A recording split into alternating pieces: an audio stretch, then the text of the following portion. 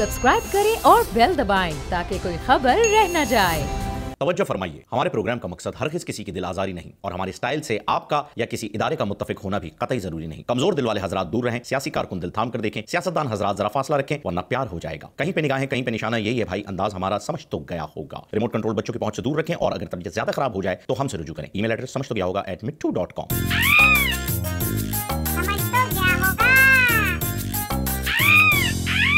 अस्सलाम वालेकुम नाज़रीन, आपको खुशामदीद कहते हैं आपके पसंदीदा प्रोग्राम समझ तो गया होगा में। जी हाँ, मैं हूँ आपका मेज़बान खुसूसी मिट्ठू और मेरे साथ तशरीफ़ फरमा हैं फ़हीम खान साहब। आपको बताते चले नाज़रीन कि प्रोग्राम की शुरुआत हम करेंगे मेरी प्यारी बहनियाँ बनेगी दुल्हनिया, सज के आएंगे पाकिस्तान से दूल्हे राजा, भैया राजा बजाएगा बाजा। माफ कीजिएगा, ये गाना तो इंडियन है लेकिन भाभी भी जो आई हैं वो भी तो इंडिया से ही आई हैं ना। और हमने एक मर्तबा फिर पाकिस्तान और इंडिया की जंग दुबई में जीत ली और हमारे सबसे आला पाए के मेजर जनरल कर्नल कैप्टन हर पोस्ट पे फायद हसन अली साहब ने ये जंग जीती है और हमने इंडिया की जमीन पे कब्जा कर लिया। माफ कीजिएगा, भाभी आ गई हैं। समझ तो गया होगा। नाज़रीन, दिल्ली बल्ली मारा की गली नंबर 6 में रहने वाला असदुल्ला खां, जिसे हम सब गालिब के नाम से जानते हैं, उन्होंने कहा था वो विसाल और वो फिराक कहां, वो शबो रोजो माहो साल कहां।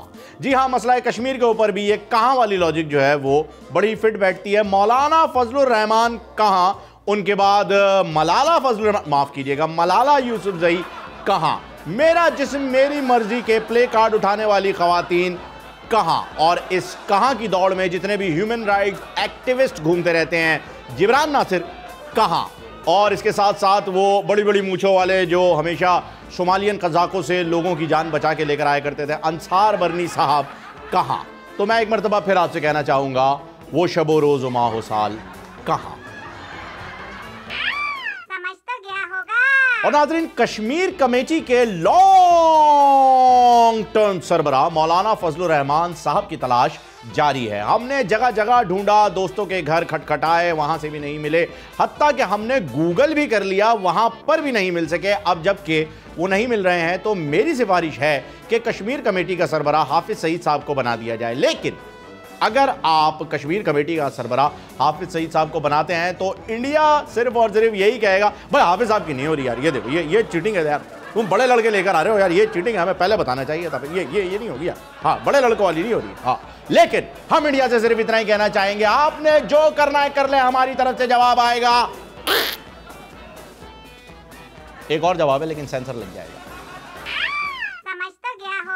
और नाज़रीन, ऑस्ट्रेलिया हजरात के लिए, मर्द हजरात के लिए खुशखबरी, क्योंकि अब ऑस्ट्रेलिया में ख्वाजा सरा भी वुमेन्स टीम का हिस्सा होंगे। जी हाँ, ये रीत पुरानी नहीं है, ये रीत नई नहीं है, बल्कि ये रीत काफ़ी पुरानी है। और हमने भी ये ट्राई किया था, क्रिकेट टीम बनाई थी उनकी, लेकिन मसला ये आ रहा था कि हर छक्के और हर विकेट के ऊपर वो नाचना शुरू कर देते और मैच एक फंक्शन की हैसियत में तब्दील हो जाता। इस वजह से इस टीम को ख़त्म करके हमने ये रिवाज ख़त्म किया था। लेकिन बड़ी अच्छी बात है कि अब चेयर लीडर्स का भी रिवाज आ गया है, वहां पर हम इन्हें खपा सकते हैं।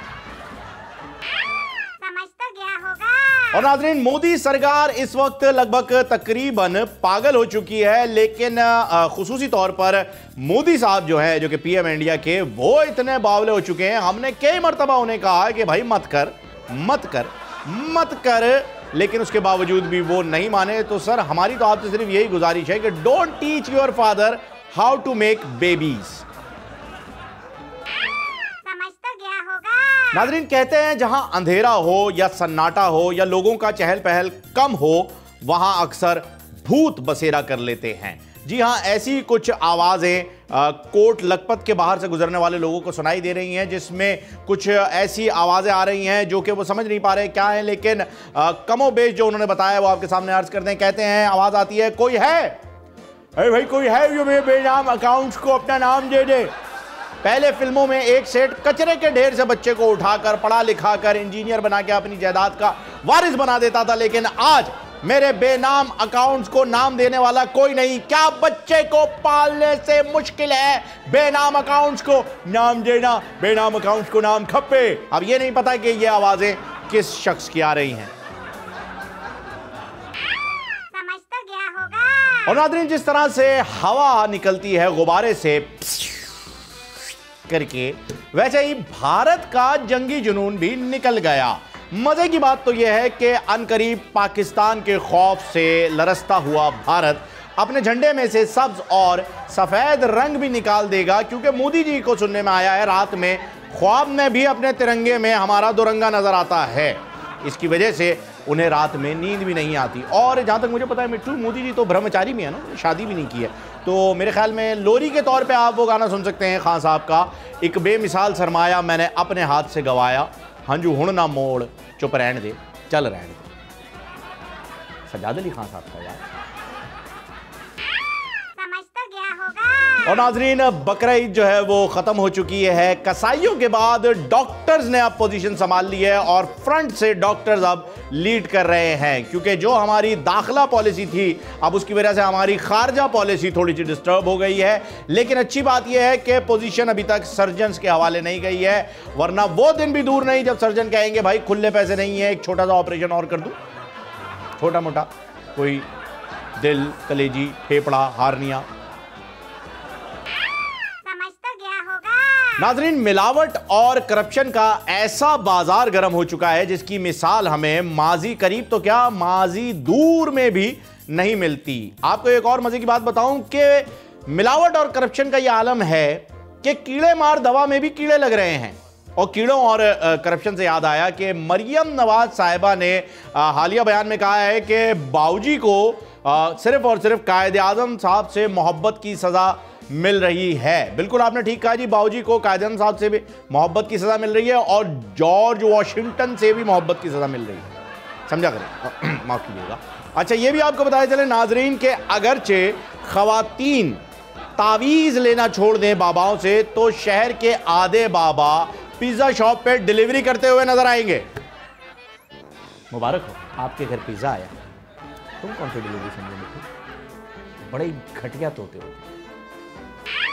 समझ तो गया होगा। नाजरीन, जैसा कि आप जानते हैं कि सबसे प्यारा, अच्छा और सच्चा रिश्ता होता है मियाँ और बीवी का, नहीं ये मियाँ और बीवी का। जी हाँ, एक शौहर अपनी बीवी से कहने लगा डिनर के टाइम पे कि बेगम तुमने तो कहा था कि आज खाने में चॉइस है, लेकिन यहाँ तो एक ही सब्जी रखी हुई है, ये क्या बात हुई? बेगम ने बड़े ही फखरी अंदाज में कहा हाँ तो चॉइस तो है, खाना है तो खा लो, नहीं खाना तो मत खाओ, चॉइस हुई ना। ये बात होती है कि आप अपनी बीवी से किसी भी लिहाज से पंगा नहीं ले सकते, और जहां दो बीवियां मिल जाएं वहां तो बिल्कुल ही नहीं।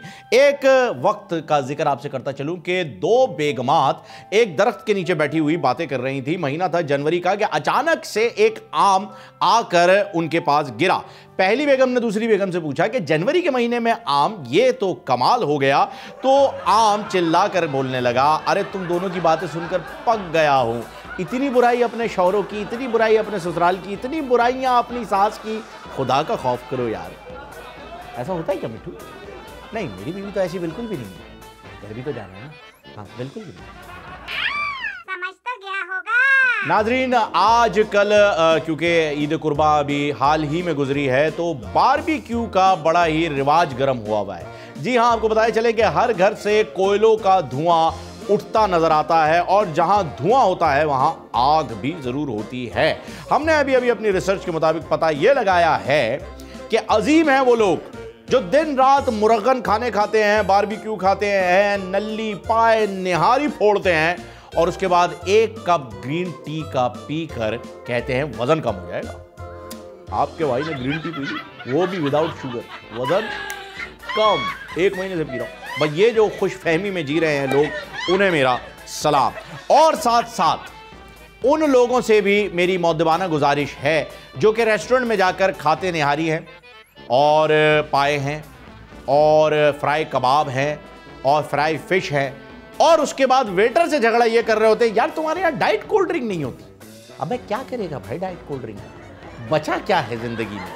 बस 2 हफ्ते की जगह 10 दिन काउंट कर लो। उन 10 दिनों के लिए भी लड़ रहे हो वेटर से। क्यों किसी की बद्दुआ लेके जाना चाहते हो मेरे दोस्त? बच जाओ, तुम्हारा वक्त हो गया है, इन चीजों से ही हो गया। डाइट कोल्ड ड्रिंक नहीं बचाएगी आपको, अब सिर्फ दुआ का सहारा। दुआ मलिक नहीं यार, दुआ। समझ तो गया होगा। नाजरीन, वजीर साइंस एंड टेक्नोलॉजी जनाब फवाद चौधरी साहब का एक बड़ा ही मौद्दबाना सवाल है। वो कहते हैं साइंस जितनी भी तरक्की कर ले, भले ब्लैक होल तक चली जाए, भले कोई भी अपनी थ्योरीज जो हैं वो लेकर आ जाए, लेकिन बिग बैंग थ्योरी भी लेकर आ जाए, लेकिन उसके बावजूद भी इस बात का पता नहीं लगा सकती कि काम वाले दिन सुबह नींद क्यों आती है और इतवार के दिन सुबह जल्दी आंख क्यों खुल जाती है। क्यों है? इस क्यों का जवाब किसी के पास है? नहीं ना। समझ तो गया होगा। वजीर साइंस एंड टेक्नोलॉजी की नई रिसर्च के मुताबिक घर में झाड़ू देने वाला, बर्तन धोने वाला और कूड़ा करकट उठाने वाला लाजमी नहीं कि नौकर ही हो, वो घर का मालिक यानी शौहर भी हो सकता है। इसलिए उससे अदब से पेश, और अदब सादत हसन मंटो वाला नहीं, जो दूसरा वाला अदब है उससे। समझ तो गया होगा। वजीर साइंस एंड टेक्नोलॉजी की नई रिसर्च के मुताबिक उनका कहना है कि छींक आते आते अगर आधे में रुक जाए तो इसका मतलब है कि कोई आपको याद कर रहा था, लेकिन आधे रास्ते में उसने कहा दफा करो यार। समझ तो गया होगा। और नाजरीन, वजीर साइंस एंड टेक्नोलॉजी ने नई रिसर्च करके ये बात साबित कर दी है कि वो ना सिर्फ मुल्क और कौम के लिए एक बहुत ही अच्छा सरमाया है, बल्कि एक आम आदमी के लिए भी बहुत अच्छा सरमाया है। उनका कहना है कि मेहमानों को ग्रीन टी पिलाने के फवायद क्या होते हैं, ये बताया उन्होंने। बताया जाता है बंदा अमीर लगता है, दूध का खर्चा बचता है, बिस्किट का खर्चा बचता है और कुछ लोगों के लिए बिस्कुट का खर्चा बचता है। कोई भी मेहमान चाय दोबारा नहीं मांगता और अक्सर मेहमान दोबारा आपके घर आने से परहेज करते हैं। ये 5 निशानियां उन्होंने बताई हैं जो कि अच्छा लानत जैसी है, सॉरी जी। समझ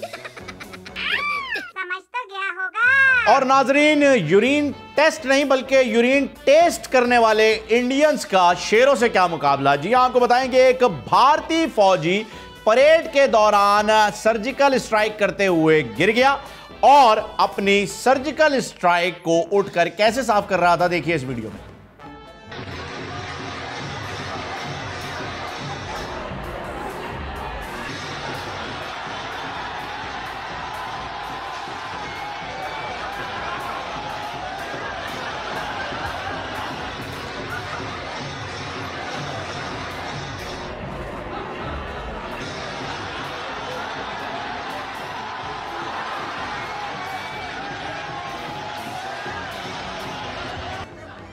अब जब हमारे शेरों की ऐसी चौड़ी छाती नजर आएगी तो जाहिर सी बात है उस बेचारे का यूरिन टेस्ट की जगह यूरिन टेस्ट ही होना है। समझ तो गया होगा। और नाजरीन, अडियाला के इर्द गिर्द सुनी जाने वाली आवाजों में इजाफा हो गया है और यह आवाज किसकी है ये हमें नहीं पता, लेकिन आवाज कुछ यूं है कि खान साहब इंडिया पर एटम बम फेंक चुके होते अगर ऑपोजिशन में होते तो। अब ये किसने कहा है, क्यों कहा है, कहां कहा है, ये तो हमें पता है, लेकिन ये आवाज किसकी थी हमें नहीं पता। आप खुद अंदाजे लगाइए। हमारी रिसोर्सेज ने सिर्फ ये बताया कि मैसेज क्या था, किसने दिया ये हमें नहीं पता। और जहां बात एटम बम की हो रही है तो इंडिया ने हाल ही में एक बॉबी देओल को माफ कीजिएगा, बॉबी देओल जॉन अब्राहम को लेकर के मूवी बनाई परमाणु, जिसमें उन्होंने बताया कि उन्होंने एटम बम कितनी मुश्किल, तकलीफ, मेहनत से बनाया, छुप छुपा के, सैटेलाइट से बचते हुए और पता नहीं क्या क्या काम करते हुए, और बॉर्डर के उस पार एक शख्स बैठा हुआ उन्हें देखकर सिर्फ यही मुस्कुरा के कह रहा था बसकर पगले, रुलाएगा क्या। सोर्सेज से पता चला है उस शख्स का नाम था डॉक्टर अब्दुल कदीर खान। समझ तो गया होगा। नाज़रीन, गरीब आदमी एक रोजा जिस्मानी रिमांड भी पुलिस का बर्दाश्त नहीं कर सकता।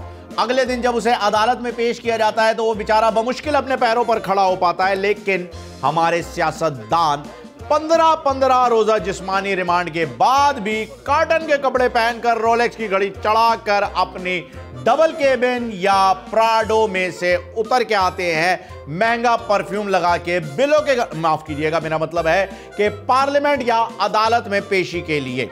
अब इसका मतलब तो यही हुआ कि जब कर्जा आता है तो सियासतदान खाता है, जब ज्यादा कर्जा आता है तो ज्यादा सियासतदान खाता है, और जब कर्जा देने का वक्त आता है तो सियासतदान जेल जाता है। लाइक माई समझ तो गया होगा। नाजरीन, कहते हैं कि मज़ार तो मरने के बाद ही बनते हैं, जिंदा लोगों की कदर नहीं होती। एक शख्स कब्रिस्तान में एक कब्र से लिपट कर रो रहा था, ज़ारो कतार रो रहा था और आहें बुलंद करते हुए कह रहा था कि तुम तो चले गए लेकिन मेरी ज़िंदगी बर्बाद कर दी। साथ में गुजरने वाले एक शख्स ने हमदर्दाना तौर पर रुक कर उससे पूछा, दरियाफ्त किया, अफसोस किया कि चलो जाने वाले को कौन रोक सकता है, ये तो बता दो कि इस कब्र में कौन दफन है और किस तरह उसने तुम्हारी ज़िंदगी बर्बाद कर दी।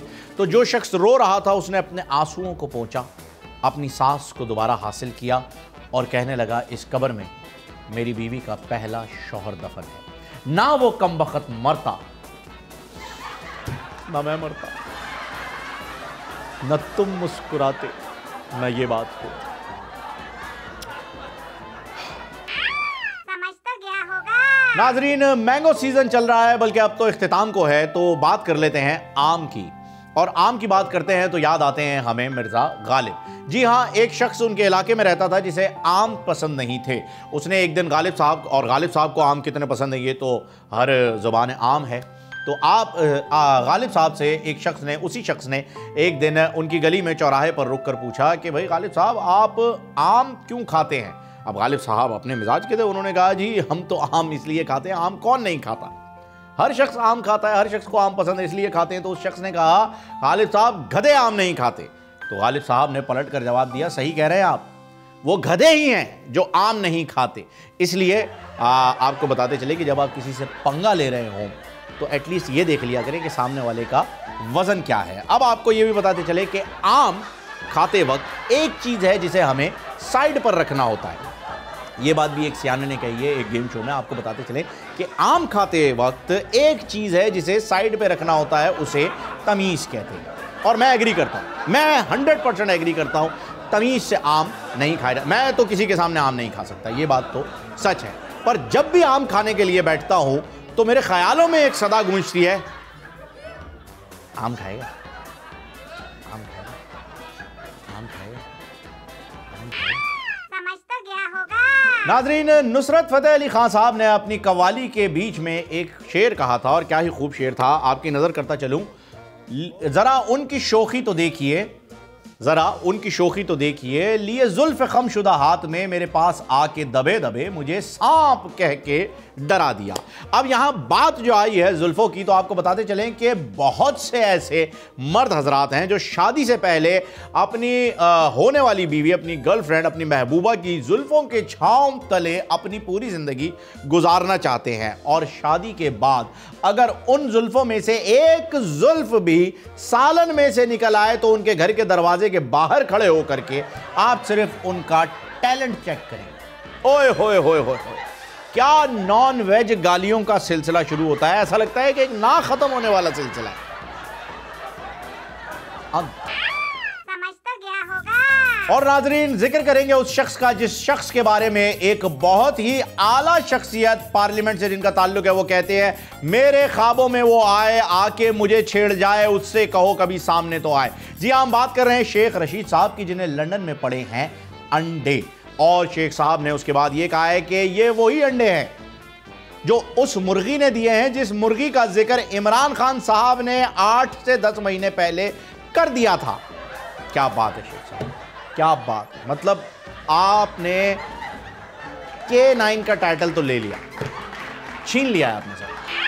समझ तो गया होगा। अब ये किसने मशहूर कर दिया है, ये अफवाह किसने फैलाई है कि जब अबू करप्शन करता है तो पैसा आता है, जब फूफो के साथ मिलकर करता है तो ज्यादा पैसा आता है। कौन है? कौन फैला रहा है ये बातें? मेरे सामने लेकर आओ उस बंदे को। कौन है? समझ तो गया होगा। और नाजरीन, कौन कहता है कि करिश्मे मौजे नहीं होते? दिन दहाड़े कराची सड़क के बीचों बीच एक साफ और उजले पानी का चश्मा फूट पड़ा। जी हां, रागीर दंग रह गए और हर शख्स ने हाथ उठाकर पीर बाबा को दुआएं भी दी। समझ तो गया होगा। और नाजरीन, क्या आप जानते हैं कि नून लीगी लीडर राना सनाउल्लाह ना झुकने वाला है, ना बिकने वाला है, ना मलाई वाला है, ना खोए वाला है, ना गोले वाला है, ना गंडे वाला है, ना कुल्फी वाला है, ना बोतल वाला है, ना चरस वाला है, ना गांजे वाला है, ना राना सनाउल्लाह एक ऐसा शख्स है जो अपने ज़माने में जब उनके पास मिनिस्ट्री थी तो सोशल मीडिया को सोशल मीडिया कहकर बुलाते थे और मुशर्रफ साहब के दौरे हुकूमत में एक बार क्लीन शेव भी पाए गए हैं। और क्या ही बात होती है अगर मुशर्रफ साहब की हुकूमत दोबारा आ जाती। नहीं, ये इनके क्लीन शेव होने की वजह से नहीं, समझ तो गया होगा। क्या ही बात थी मुशर्रफ साहब की कि जब भी वो इंडिया की बात आती थी तो इंडिया की आंखों में आंखें डालकर देखते थे और इंडियन वही चीज खारिज कर देते थे जो कि वो गाय माता से पीते हैं। क्या? नहीं, दूध नहीं। समझ तो गया होगा। और नाजरीन, ईद की छुट्टियों के बाद जब दफ्तर जाना होता है तो सुस्ती आता है और जब ज्यादा छुट्टी के बाद दफ्तर जाना होता है तो ज्यादा सुस्ती आता है। आप देख सकते हैं कि इन छुट्टियों के बाद यूनिवर्सिटीज और दफ्तर जाने वालों का हाल भी कुछ ऐसा ही था।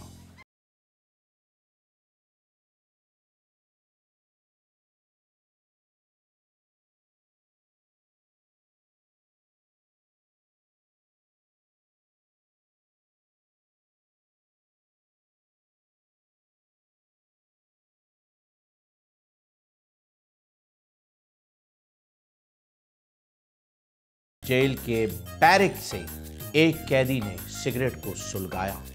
एक गहरा कश लेकर धुआं जब छत की जानिब छोड़ा तो एक माहौल सा बन गया और उस माहौल में उस कैदी ने दूसरे कैदी को मुखातिब करते हुए कहा, ओए मुच्छड़,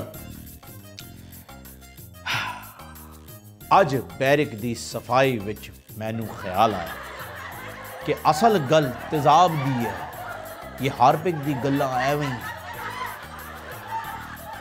कौन था यार वो शख्स?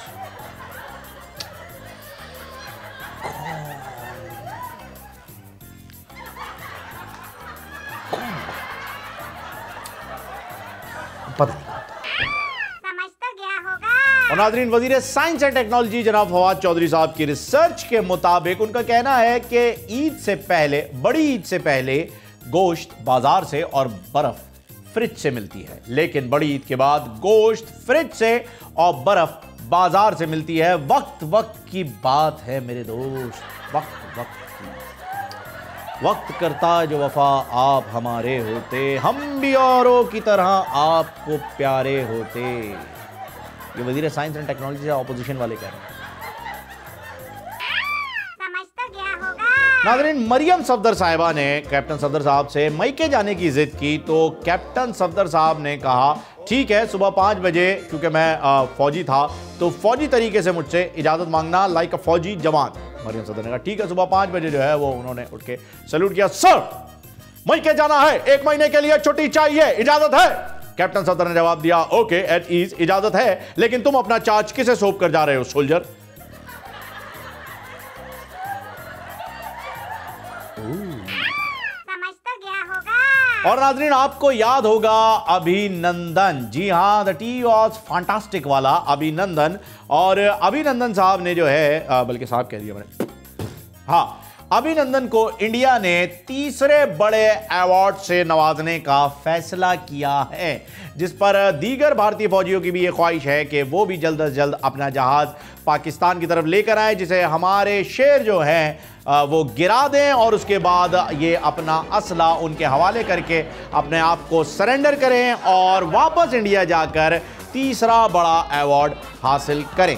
वैसे मजे की बात तो यही है कि अभिनंदन को किस चीज़ का अवार्ड दिया, नहीं, आपने जो अवार्ड देना दें, आप तीसरा क्या पहला बड़ा अवार्ड दे दें, लेकिन उस बंदे ने किया क्या है आपको ये पता है? वाकई आपको पता है? सच्ची? मतलब वो बंदा यहां पकड़ा गया, उसका जहाज गिर गया, उसने खुद अपनी गन सोल्जर के हवाले करके सरेंडर किया और उसे हमने छोड़ा और उसे अवार्ड मिल रहा है। वाह भाई, वेरी गुड। खैर, आप दे सकते हैं अवार्ड, आपके पास तो आबादी भी बहुत ज़्यादा है। और आबादी से हमें याद आया कि प्रोग्राम में हम शामिल करते हैं एक वक्फा, क्योंकि वक्फा ज़रूरी है। वजारत बहबूद आबादी, हुकूमत पाकिस्तान।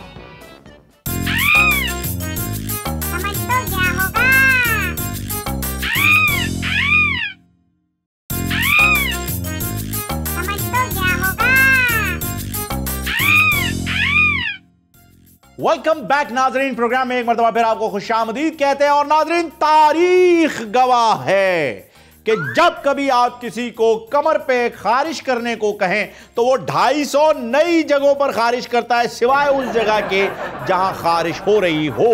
यानी थोड़ा इधर, अब थोड़ा नीचे, थोड़ा साइड, ये सारी बातें हमें कोट लखपत जेल के बाहर से सुनाई दी। यानी कोट लखपत में किसी को तो खारिश हो रही है। किसको? कौन है वो? बोलो कौन है वो? समझ तो गया होगा। नाज़रीन, कहते हैं कि बुजुर्गों से बातों का अगर आप पूछें, उनसे सवाल पूछें, मशवरा करें तो ये बड़ी अच्छी बात होती है, क्योंकि उन्होंने अपने बाल धूप में सफ़ेद नहीं किए होते। इसलिए बड़े दिनों बाद मेरी भी एक बाबा जी से मुलाकात हुई। हमारे बड़े अच्छे बाबा जी हैं वो। सोचा कोई उनसे कोई अनमोल तोहफा मिल जाए तो ज़िंदगी जो है वो बड़ी आसान गुजरेगी। तो मैंने उनसे पूछा कि बाबा जी यह दसो कि ये मौका जो है, मौका, चांस, एडवांटेज, ये जो होता है ना, ये किसे कहते हैं, किस चीज को कहते हैं, केड़ी शे दा नाम? बाबा जी पहले तो मुस्कुराए, मेरी तरफ थपकी लगाइए कमर में, कहने लगे बेटा मौका इसे कहते हैं कि बेगम के गाल पे मच्छर बने। बाबा जी तुसी ग्रेट हो। नाज़रीन, शौहर की बात हो ही रही है तो आपको एक तस्वीर दिखाते हैं। इस तस्वीर में आप देख रहे हैं कि बहुत सारे लोग जो हैं वो ट्रेन को धक्का देने की कोशिश कर रहे हैं। दर हकीकत हुआ ये कि इन सब हजरात की बीवियां जो हैं वो मैके जा रही थी ईद मनाने के लिए अपनों में कराची शहर से। जी हाँ, और इंजन स्टार्ट नहीं हो रहा था ट्रेन का, तो इन सब ने धक्का लगाकर इंजन को स्टार्ट करने की कोशिश की। बस यही वजह है जो मैं खिलाफ हूं शेख रशीद साहब को वजीर रेलवे बनाने का। यार वो बंदा कुंवारा है, इस खुशी को समझ ही नहीं सकता। किसी शादीशुदा आदमी को लगाएं प्लीज, जो हमारा दर्द समझ सके। ये उन्होंने जानबूझ के की होगी। वो उधर बैठे हो, देखा मंडिया ने थोड़ा लेट तो ट्रेन हो गई, ये पड़चस बड़ी आई है।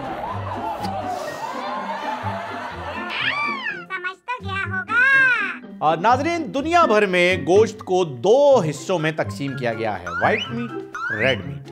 व्हाइट मीट के भी 2 हिस्से हैं, चिकन या फिश, और रेड मीट के भी 2 हिस्से हैं, मटन या बीफ। बस इसके अलावा और कोई इकसाम पूरी दुनिया में नहीं पाई जाती, मां सिवाय हमारे मुल्क के। हमारे मुल्क में गोश्त 2 किस्म का होता है, वड़ा गोश्त, निका गोश्त।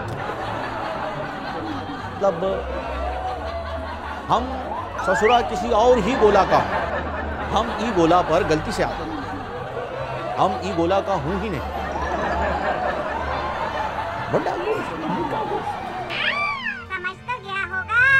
नाज़रीन, पेरेंट्स टीचर मीटिंग में स्टूडेंट के वालिद मैडम को गौर से देख रहे हैं। मतलब गौर, समझ रहे ना, गौर से है,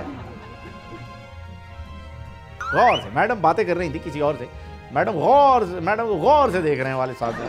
मैडम ने पलट के कहा बस इससे आधा ध्यान भी अगर आप अपने बच्चों पर लगा लें तो उनका फ्यूचर डिसाइड हो सकता है, सेट हो सकता है।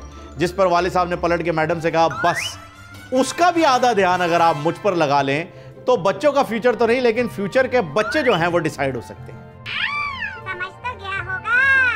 और नाज़रीन, पंजाब के साबिक खादिम आला, बहुत ही आला खादिम आला ने अवाम की इतनी खिदमत की कि अब दर्द कमर में मुब्तला हो चुके हैं और 1 हफ्ते के लिए अपनी तमाम सियासी सरगर्मियां मुअत्तल करके यहां शिफ्ट हो गई या इलाज की वजह से। नाज़रीन, जब भी कोई सीजन आता है तो कारोबारी हजरात बैनर्स लगाकर उसकी मार्केटिंग करते हैं या पब्लिसिटी करते हुए नजर आते हैं।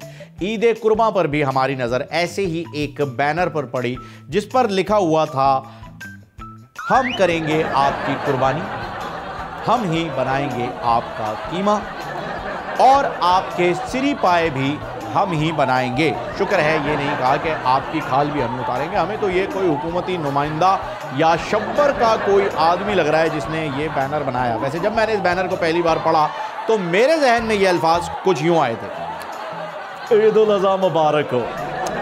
हम करेंगे आपकी कुर्बानी, हम ही आपका कीमा बनाएंगे और छोटे और हाथ का कीमा बनाएंगे और छोटी छोटी बोटियाँ उनको और छोटा कर देंगे और फिर उनको और छोटा करेंगे। इससे अजियत भी ज़्यादा लगती है।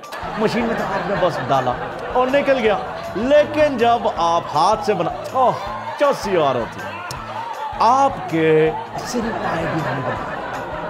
ये मेरे ज़हन में आवाज़ गूंज रही थी, लेकिन ऐसा है नहीं। समझ तो गया होगा। और नाजरीन, हमजा शहबाज के मुखालिफ उन्हें कुक्कड़ क्यों कहते हैं, इस बात का खुलासा हो गया है। जी हाँ, आज हम आपको बताते हैं इससे मुताल्लिक हकाइक क्या हैं। बचपन में हमजा शहबाज स्कूल की छुट्टी के बाद दूसरे दिन जब स्कूल पहुंचे तो टीचर ने पूछा कि तुमने कल छुट्टी क्यों की थी, जिस पर हमजा ने जवाब दिया कि मुझे टीचर जी बर्ड फ्लू हो गया था। टीचर ने कहा ये तो बर्ड्स को होता है, जानवरों को होता है, मुर्गियों को होता है, तुम्हें कैसे हो गया, तुम तो इंसान हो। जिस पर हमजा ने जवाब दिया कि मिस आपने मुझे इंसान समझा ही कर, रोज किसी ना किसी बात पे मुर्गा बना देती हैं क्लास के बाद। अच्छा ये रीजन है, फिर ठीक है, फिर ठीक है। समझ तो गया होगा। नाजरीन, आपको आज बहुत ही पते की बात बताने लगा हूं कि अगरचे आप जबान का इंतखाब करें तो आपकी किस तरह से बचत हो सकती है। अब अगर आप बीवी को हिंदी जबान में हथियारन या अंग्रेजी में मर्डरर कह दें तो आपको घर में रहने का मौका तो क्या, शायद दुनिया में रहने का मौका भी ना मिले। लेकिन यही बात अगर आप उर्दू जबान में कहें बेगम को कि भाई कातिल लग रही हो, कातिल नजर, आय हाय हाय हाय, कातिल जुल्फे, आय हाय, पूरी की पूरी मुजस्सिमा कातिल लग रही हो, तो आपको शाम की चाय के साथ पकोड़े भी मिलेंगे। इसी बात पर मैं और हैदर भाई यही कहते हैं कि सलीके से हवाओं में जो खुशबू घोल सकते हैं अभी कुछ लोग बाकी हैं जो उर्दू बोल सकते हैं। समझ तो गया होगा। नाज़रीन, चलो जी हम बुरे सही, चलो जी हम झूठे हैं, लेकिन इस तस्वीर को गौर से देखिए।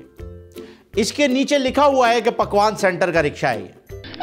जा क्या रहा है ये भी चेक कर लीजिए। हम तो झूठ बोल रहे हैं ना, तस्वीर तो झूठी नहीं। अब आप खुद देख लीजिए, फैसला आपका, फैसलाबाद भी आपका। समझ तो गया होगा। अच्छा नाजरीन, एक और तस्वीर आपको दिखाना चाहूंगा, इसका ताल्लुक भी लाहौर से है। ये देख लीजिए, इस तस्वीर में लाहौर में 22 किलोमीटर बाकी है और ये इंडियन फौजी बैठे हुए हैं कि जी 22 किलोमीटर लाहौर का फासला रह गया है। अब 22 किलोमीटर बाद क्या हुआ ये भी देख लीजिए। आहा हा, ओहो, fantastic, fantastic. I am not suppose to tell you this. तस्वीर बताइए, but I am not sorry, I am not suppose to tell you this.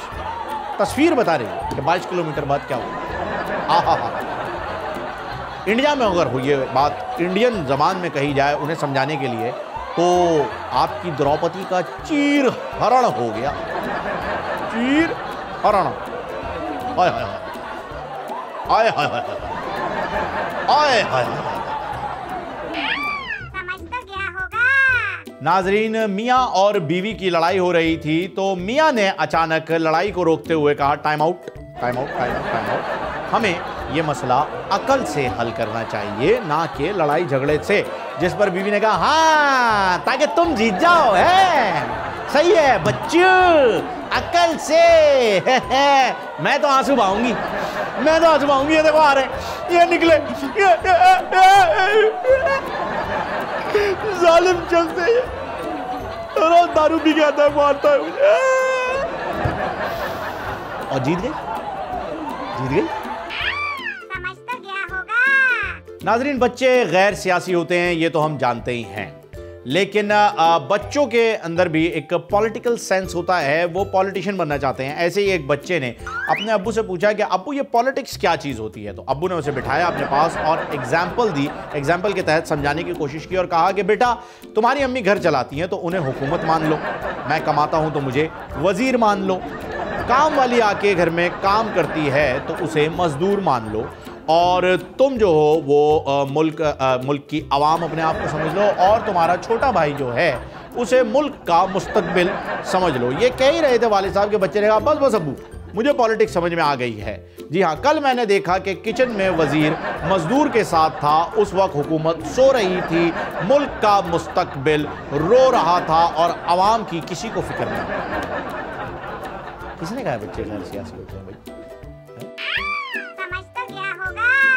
नाज़रीन, वज़ीर science and technology Fawad Chaudhry साहब की नई रिसर्च के मुताबिक अगर महबूब स्मार्ट है तो चंद माही कहलाता है और अगर मोटा है तो ढोल माही कहलाता है। समझ तो गया होगा। नाज़रीन, मरियम सफदर साहिबा ने नवाज शरीफ साहब से पूछा कि अब्बू बर्थडे पर आपको क्या गिफ्ट चाहिए, तो नवाज शरीफ साहब ने बड़े ही इत्मीनान के साथ कहा बेटा केक पर मोमबत्ती की जगह अपना फ़ोन जला दो, क्योंकि ना ये फ़ोन होता, ना ट्वीट होती, ना ही मैं आज जेल में होता। समझ तो गया होगा। नाजरीन, कहते हैं कि ऑपोजिशन और हुकूमत का साथ चोली दामन का सा होता है। ये दोनों एक दूसरे की सहेली भी है, यही दोनों एक दूसरे की सौकन भी हैं। जी हाँ, अब इन सहेलियों में और सौकनों में क्या बातें हो रही हैं वो आपको दिखाएंगे हमारे सेगमेंट फिसल गया होगा में। फिसल गया होगा। नया पाकिस्तान में और आमरों का पाकिस्तान में क्या फर्क है? ये पहले दिन कोई स्विच नहीं है कि इमरान खान ने स्विच लाना है तो ये नया पाकिस्तान बन जाएगा। हुकूमत गिर जाएगी। क्या मसला था? मैंने क्या इनका पगाड़ा था? आपने हमारा कुछ भी नहीं बताया। मेरी गलती क्या है? आपने मेरा वालिद को जेल में रखा। वो तो सारे पुराने केसेस थे। अब मेरे गरीबों का मुआशी कत्ल कर रही है। जब मैं असेंबली में जाता हूँ बदतमीजी करते हैं, शोर मचाते हैं। बात नहीं कर सकते, अपने मुल्क के अवाम का नुमाइंदगी नहीं कर सकते। ये कभी किसी जमहूरियत के अंदर आपने सुना है? ये हुकूमत बुज़दिल की हुकूमत। तुम्हें नहीं पता मैं कौन हूँ? ये कठपुतली कोई चीज ही नहीं है। अब मैंने इनके पीछे जाना है। दुआ करे कि पाकिस्तान पीपल्स पार्टी की हुकूमत आए। खान साहब हमारे से जवाब मांग रहे हैं, मैं अब इनसे जवाब मांगूंगा और एक एक से मांगूंगा। देखें कि आपके साथ क्या होने वाला है। मुझे कोई ब्लैकमेल करने की कोशिश करे ना कि मेरी गवर्नमेंट चाह रही है, ये तो बड़ी छोटी चीज़ है गवर्नमेंट जाने की। मेरी जान भी चली जाए ना, मैंने इन चोरों और डाकुओं को नहीं छोड़ना। ये मेरा अपनी कौम से वादा है।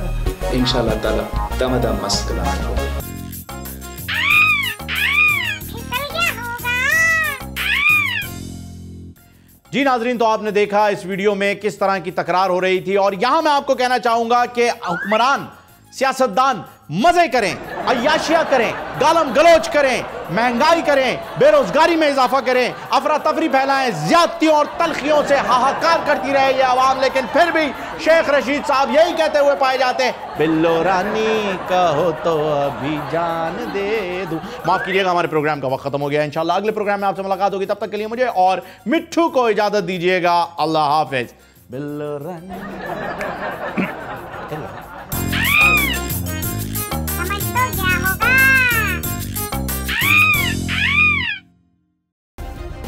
सब्सक्राइब करें और बेल दबाएं ताकि कोई खबर रह न जाए।